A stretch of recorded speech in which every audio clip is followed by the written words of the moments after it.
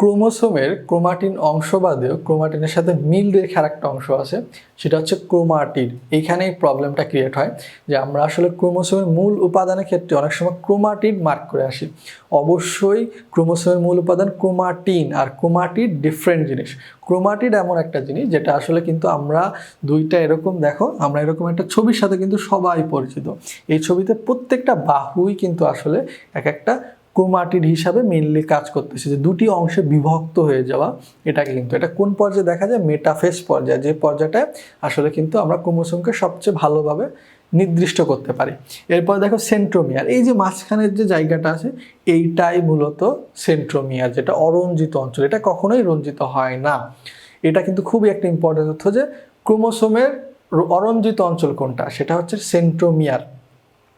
আর এই সেন্ট্রোমিয়ারের যে অবস্থান, সেখানে একটা তুমি দেখো একটা কুঞ্চন বা একটা ভাঁজের মতো দেখা যাচ্ছে। এই ভাঁজটাকে বলা হয় মুখ্য কুঞ্চন। মুখ্য কুঞ্চন গৌণ কুঞ্চনের সাথে তোমরা পরবর্তী সময় পরিচিত হবা।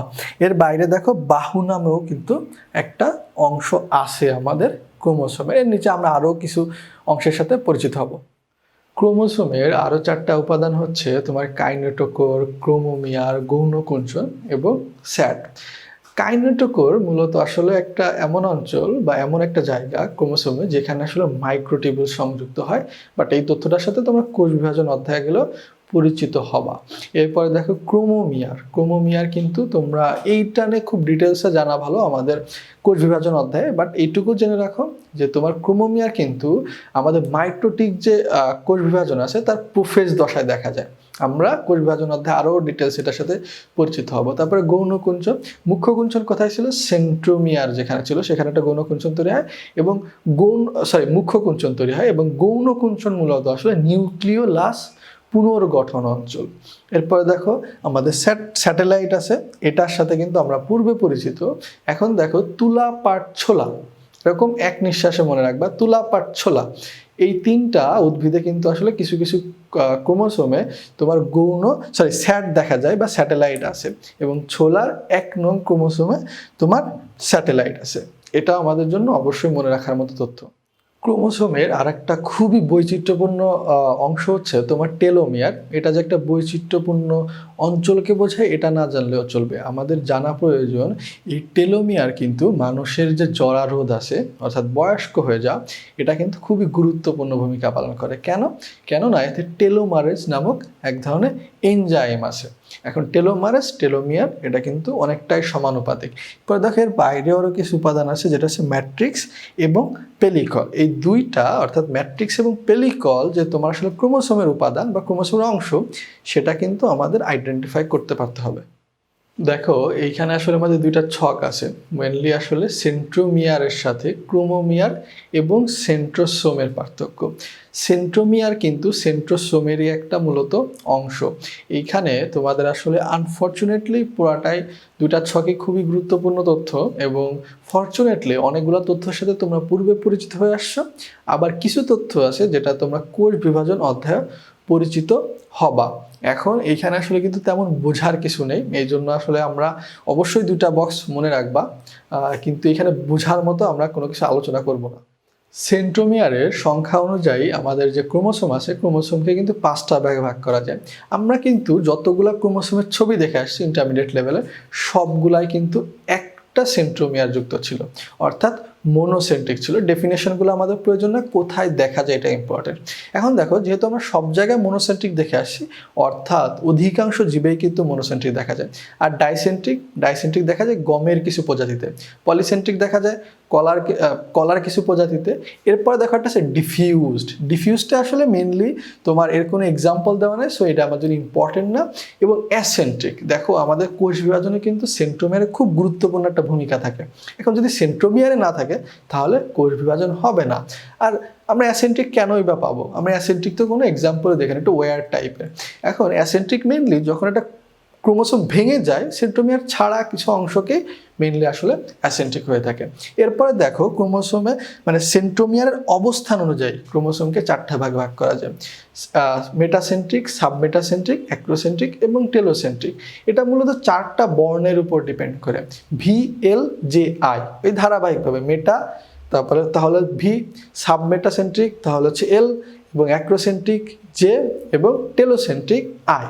এই যে ধারাবাহিকতা, এই 4টা বর্ণের সাথে কিন্তু তোমরা ক্লাস 9-10 লেভেল থেকেই পরিচিত, এবং এটার সাথে তোমরা আবারও যখন আমরা কোষ বিভাজন পড়ব পরিচিত হয়ে যাবে। শুধুমাত্র এইটুকু জানলেই হচ্ছে নামটা কি এবং কোন অক্ষরের মতো দেখায়, দ্যাটস এনাফ। দেহ গঠন এবং লিঙ্গ নির্ধারণের বৈশিষ্ট্যের উপরে মূলত ক্রোমোসোমকে 2 ভাগে ভাগ করা যায়, এবং আমি যে 2টা ওয়ার্ড প্রথমে ইউজ করলাম সেই 2টাই আসলে এর 2টা প্রকার।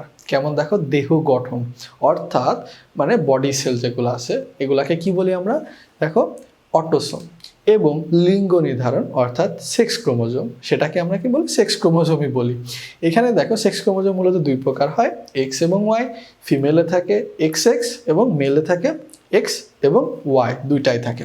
এরপরে দেখো আরও কিছু তোমার সেক্স লিঙ্কস ডিসঅর্ডারের কথা বলা হয়েছে, হিমোফিলিয়া বা তোমার আসলে বর্ণান্ধতা। এই তথ্যগুলো কিন্তু আমরা জিনতত্ত্ব বিবর্তনে ভালোভাবে পড়বো, সেইখানে পড়াটাই বেটার, বাট চাইলে এখানে মার্ক করে রাখতে পারো। বা দেখো ক্রোমোসোমের রাসায়নিক গঠন বা উপাদান। ক্রোমোসোমের রাসায়নিক গঠনে মেনলি কি আছে, তোমার নিউক্লিক অ্যাসিড এবং প্রোটিন। এখন নিউক্লিক অ্যাসিড 2 প্রকারের হয়, ডিএনএ ও আরএনএ। প্রথম লাইনটা ডিএনএ এবং আরএনএর 2টারই তোমাদের জানা যে ডিঅক্সিরাইবোনিউক্লিক অ্যাসিড, রাইবোনিউক্লিক অ্যাসিড।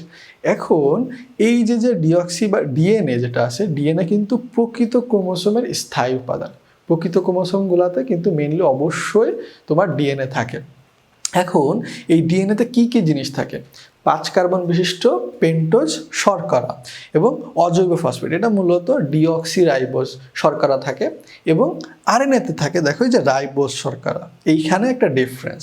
এর বাইরে দেখো অবশ্যই তোমার অজৈব ফসফেট 2টাতেই থাকে, কিন্তু এইখানেও নাইট্রোজেন গঠিত বেস বা ক্ষার এবং এইখানেও নাইট্রোজেন গঠিত বেস থাকলেও পার্থক্য হচ্ছে এইখানে দেখো তোমার থায়ামিন আছে আর এখানে ইউরাসিল আছে। বাকি যে 3টা অ্যাডেনিন, গুয়ামিন এবং সাইটোসিন, এই গুয়ানিন এই 3টাই কিন্তু 2টার ক্ষেত্রে মিল। এবং দেখো বিজ্ঞানী সুইফট ও বোনার নামে 2জন বিজ্ঞানী আসলে একটা মত দিয়েছেন যে ডিএনএতে তোমার হিস্টোন প্রোটিন এবং মানে ক্রোমোসোমে ডিএনএ এবং হিস্টোন প্রোটিনের অনুপাত 1:1, আর জীবের প্রায় 90% ডিএনএ কিন্তু ক্রোমোসোমে থাকে। তাহলে বাকি 10% কোথায় থাকে, যেরকম আমরা মাইটোকন্ড্রিয়ায় কিন্তু পড়ে আসছিলাম যাদের নিজস্ব ডিএনএ আছে, এরকম জায়গাগুলোতে মেনলি থাকে, কিছু অঙ্গাণু নিজস্ব ডিএনএ থাকে। এরপরে দেখো তোমার আরএনএ সম্পর্কে হচ্ছে, আরএনএ মূলত ক্রোমোসোমে কত পরিমাণে থাকে, 0.2 থেকে 1.4 ভাগ বা 1.4%। এটা আমাদের জন্য অবশ্যই মনে রাখার মতো তথ্য। সুইফট এবং বোনার 2জন বিজ্ঞানী একটা মতবাদ আমরা একটু আগে জেনে আসছি যে আসলে ডিএনএ এবং হিস্টোন প্রোটিনের অনুপাত 1:1, বাট এটা কিন্তু অ্যাপ্রক্সিমেট, অ্যাকুরেট না। অ্যাকুরেট কি হবে, যে প্রোটিন যতটুকু প্রোটিন আছে তোমার আসলে ক্রোমোসোমে তার পরিমাণ হচ্ছে 55 ভাগ, এবং তোমার যে আমাদের ডিএনএ আছে তার পরিমাণ হচ্ছে 45 ভাগ, অবশ্যই 55 পরে বাকি অংশটুকু। এখন দেখো আমাদের যে প্রোটিন মূলত আসলে 2টা ভাগে ভাগ করা যায়, নিম্ন আণবিক গুরুত্ব সম্পন্ন এবং উচ্চ আণবিক গুরুত্ব সম্পন্ন। নিম্ন আণবিক গুরুত্ব সম্পন্ন যে প্রোটিনগুলো আছে সেগুলো মেনলি ক্ষারীয় হয়, আর তার একটা পারফেক্ট এক্সাম্পল হচ্ছে হিস্টোন প্রোটিন। বেশিরভাগ ক্ষেত্রে হিস্টোন প্রোটিন দেখা যায়, এবং প্রোটামিনও পাওয়া যায় কিন্তু মেনলি শুক্রাণুতে। এরপর দেখো উচ্চ আণবিক গুরুত্ব সম্পন্ন প্রোটিন ওর অপোজিট হবে, ক্ষারীয় ছিল, এখানে অম্লীয় প্রোটিন হবে। আর উল্লেখযোগ্য 2টা কি প্রোটিন হতে পারে, সেটা হলো আমরা কেবলমাত্র ডিএনএ আরএনএ আলোচনা করতেছিলাম, ওই জাস্ট ওর সাথে পলিমারেজ শব্দটা অ্যাড করে দাও, ডিএনএ পলিমারেজ এবং আরএনএ পলিমারেজ।